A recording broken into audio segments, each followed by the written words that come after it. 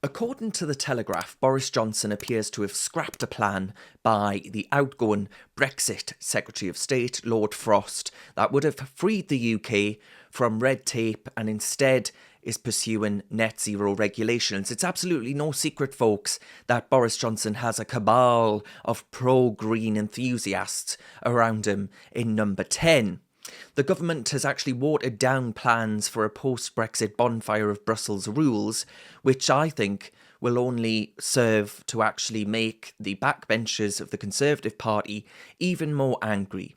Many people now saying, including myself, I voted Conservative to emancipate the working class in Britain. Boris Johnson seems hell-bent on immiserating them by listening to middle-class, privileged green enthusiasts. Lord Frost's plan apparently was drafted before his resignation in December, and it was said not to fit in with Mr Johnson's environmental ambitions. The former Brexit minister resigned, let's not forget, over the government's policy to raise taxes and COVID restrictions. If he hadn't resigned now, then rather, he certainly would now.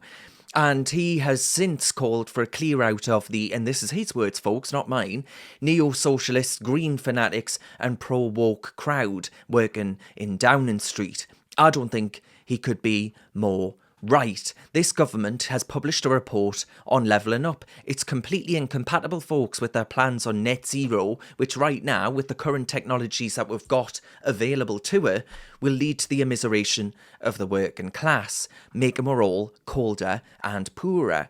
They're also going ahead with their plans to raise taxes that disproportionately hit the poorest, with their plans for hiking national insurance, just to give us a rebate on our energy bills. How about you actually just put in place a common sense energy policy, one that actually brings about jobs in this country through shale gas extraction, nuclear power, and all of these other things, instead of being hell-bent on closing down anything to do with fossil fuels, building wind that we currently don't have the technology to store the energy from, so when the wind's not blowing, we're up Pooh Creek without a paddle.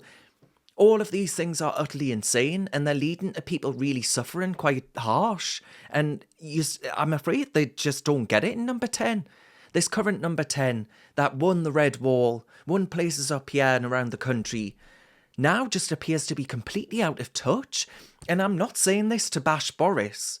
I'm saying this because I actually want Boris to succeed. I'm saying this because I believed in Boris. I'm saying this because I want the Conservatives to do well in places like this and for the Labour Party to be out of power for a generation. But right now, I'm afraid, with Sir Keir Starmer able to wax lyrical on tax rises and put himself as the champion of lower taxes, the Conservative Party has put itself in a really, really vulnerable position.